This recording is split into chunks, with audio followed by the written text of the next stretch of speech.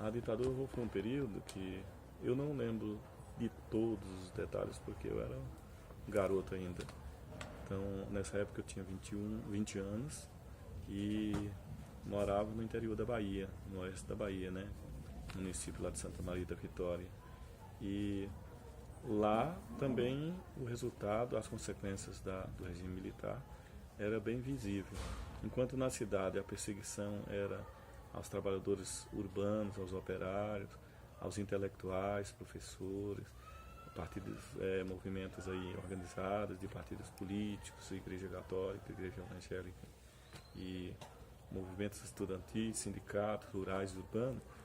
Na roça era através da grilagem de terra. O meu pai tombou, foi assassinado vítima da grilagem de terra, foi o grileiro de terra que matou, bem no período da ditadura militar. Já estava perto do final, mas era o resultado de um período bem obscuro, bem nublado do Brasil.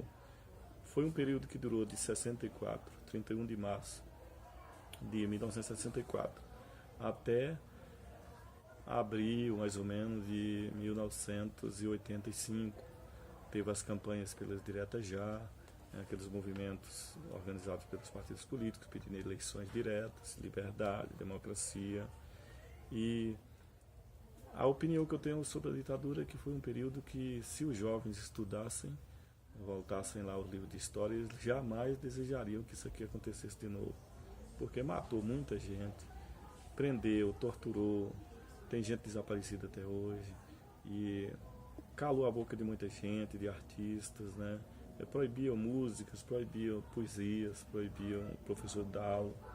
Na verdade, nessa época, o professor estava dando aula e tinha um agente da polícia olhando, escutando na sala para ver o que o professor falava do governo. Então, às vezes, o professor saía preso. Naquela época, tomava terra, invadia as terras dos pequenos, a justiça sempre dava decisão desfavorável aos trabalhadores rurais pequenos e estava sempre do lado dos fazendeiros. Tinha lá um movimento democrático brasileiro que hoje é o PMDB, chamava Movimento Democrático Brasileiro. Depois colocou um P antes, né? Partido do Movimento Democrático Brasileiro, que hoje é o PMDB. Então, na verdade, era o único partido de oposição à ditadura, era o MDB na época, MDB, né? Do Ulisses Guimarães, de muita gente que depois saiu, e outros foram mortos, foram torturados na ditadura mesmo, né? E tinha o DOI-CODE. O DOI-CODE era o centro da polícia, que era para aplicar vários tipos de tortura. Tinha a tortura psicológica, que trancava numa sala pequenininha e colocava música alta, som alto, e fazia a pessoa enlouquecer, a lavagem cerebral. E também tinha a parte da tortura física, que eles iam lá, praticavam a tortura, batiam, arrancavam pedaços, estupravam, colocavam ferro nos órgãos genitais. Essa presidente da República mesmo, ela foi torturada e foi estuprada, a Dilma na época, né, nesse período bem no auge da ditadura militar. E então a alegação era de defesa interna contra o comunismo. Eles alegavam sempre isso, contra o comunismo, que todo mundo que se opunha ao regime era considerado comunista e perigoso. Então o Lula, a Dilma, muitas pessoas que hoje tem uns até presos, que foram vítimas diretas desse regime. Os estudantes da época, os estudantes participavam mais. A maioria era estudante de universidade pública, mas também das escolas públicas de ensino médio. E eles formavam um movimento, participavam do movimento estudantis que se opunha à ditadura, né? E muitos foram mortos, foram assassinados, outros foram torturados, alguns desapareceram, até hoje nunca apareceram. Tem hoje, por exemplo, um que desapareceu na UNB, que foi o Ernestino Guimarães. Ernestino Guimarães, até hoje não se encontrou o corpo dele. A ditadura militar foi lá na UNB, pegou ele numa assembleia dos estudantes e desapareceu com ele até hoje, Ernestino. E então os jovens perturbava mesmo o governo, porque enchiam as ruas e as praças com movimento gritando, lutando por liberdade e democracia, eleições diretas. Bem diferente dos de hoje, que os de hoje às vezes se envolvem com outras coisas, mais com a tecnologia, né? Ou entram nos movimentos aí que muitos não sabem bem o que estão defendendo, que bandeira estão defendendo. Mas na época o negócio era organizado e o governo tinha medo dos jovens. A liberdade individual, por exemplo, era quase zero. Era quase zero. Não tinha, porque o pessoal estava monitorando o tempo todo. Por exemplo, se você cantava, você era cantor e cantava, estava alguém ali para ouvir a música, perceber a letra, se tinha alguma crítica indireta na letra. E então, liberdade individual, zero.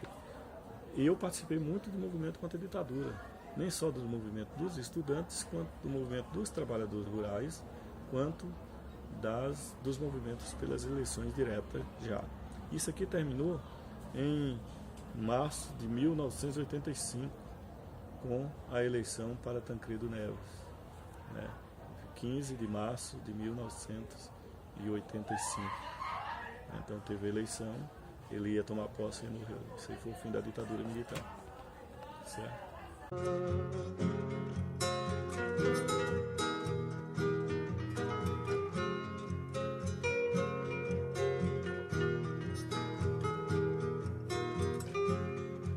Caminhando e cantando e seguindo a canção, somos todos iguais, braços dados ou não, nas escolas, nas ruas, campos, construções, caminhando e cantando e seguindo a canção.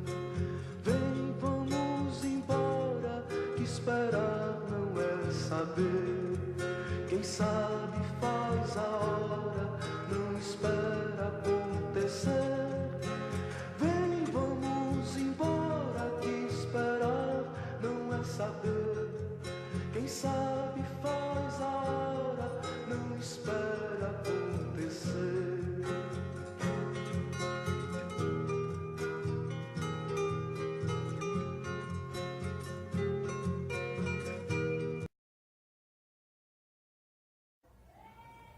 Bom, eu sou formado em artes cênicas, e a arte ela teve uma influência muito grande na ditadura. Na época, mais ou menos de 79 a 80, eu era um adolescente, tinha meus 18 anos, e eu lembro que a gente sofreu muito, principalmente com os estado de emergência que o governo adotava, onde você não podia aglomerar pessoas na rua.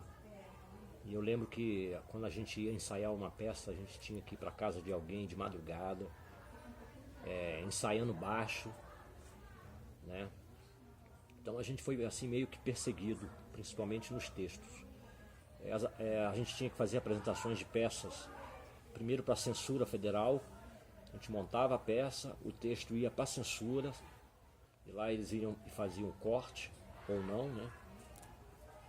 E antes da estreia, a gente fazia uma apresentação só para eles, para os censores da Polícia Federal. E a gente fazia a peça em si, a apresentação toda. E eles lá faziam os cortes. E era muito chato, né? Porque a ideia de liberdade, de escrever, de falar, estava realmente podado com certas regras que a censura determinava. Então, ou seja comédia, ou seja peças, até peças de Shakespeare, peças clássicas, tinha que se passar pela censura federal. Então, eu com meus 18, 19 anos, eu sofri muito com isso, nos ensaios, nos textos, muito trabalho meu foi repreendido pela censura para corte de sequências, de cenas, e foi assim muito complicado, mas a gente sempre dava um jeito. Eu lembro que uma vez a gente fez uma apresentação para censura direitinho, A censura liberou e no dia da estreia a gente mudou a peça toda. E a sorte nossa é que não tinha ninguém da censura lá para reclamar, mas a gente, na verdade, a gente correu um risco de ser preso, né? Então, em relação a hoje, ao que eu passei, né, principalmente aos jovens de hoje, né, você tem uma liberdade de escolha, de fala, você fala o que você bem entender, né, a gente passou por uma situação complicada dessa, principalmente do ensaio, né. E o perfil da juventude daquela época em relação a hoje é diferente. Hoje os jovens têm liberdade de falar o que tem que falar, bota na internet, enfim. E antigamente você tinha umas regras para seguir.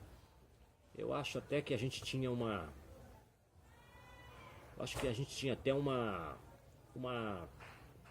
objetivo, né? Eu acho a juventude naquela época mais interessante, porque apesar da gente ser podado com certas coisas, a gente criava mecanismo de enganar a censura.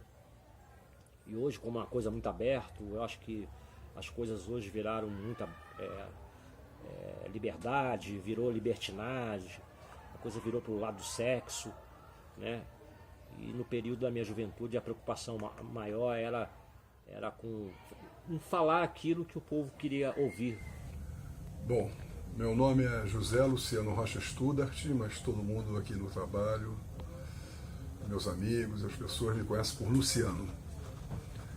Então eu estou sendo entrevistado aqui para saber o que eu acho da ditadura militar, né? O título aqui é Memórias da Ditadura, que é um trabalho de história do Caleb. A primeira pergunta é: qual a minha opinião sobre a ditadura militar? Bom, agora eu vejo que foi um retrocesso, né? A ditadura militar para mim foi um retrocesso nesse país, né? Poderia ter sido de outra forma, né? Uma forma democrática, né? Uma mudança, né? Baseada em premissas democráticas, não de totalitárias, tipo de ditadura, né? E pergunta aqui se eu sofri ou tive parentes que sofreram com a ditadura. Não que eu soubesse diretamente, mas eu soube de muitas torturas, de muita violência, né, e assassinatos, né? E o que eu achava o que você achava do MDB, Movimento Democrático Brasileiro? Naquela época eu achava que era um movimento democrático, um movimento forte, né? A única instância que tinha de manifestação contra a ditadura. Então eu achava bom, né? Que as pessoas eram pessoas comprometidas aparentemente com a volta à normalidade democrática, né? O que você achava do DOI-CODE? Bom, isso é sem comentários, né? O DOI-CODE era um centro de tortura, né? O DOI-CODE era uma truculência só, né? Foi uma história assim negra desse país, né? DOI-CODE, lixeira, né? Como era o perfil da juventude durante o período da ditadura militar? Era muito mais consciente do que hoje. Era muito mais participante do que hoje, né? Naquela época, a garotada, a juventude, né, era mais... participava mais da vida, né, política, né, da vida social, né?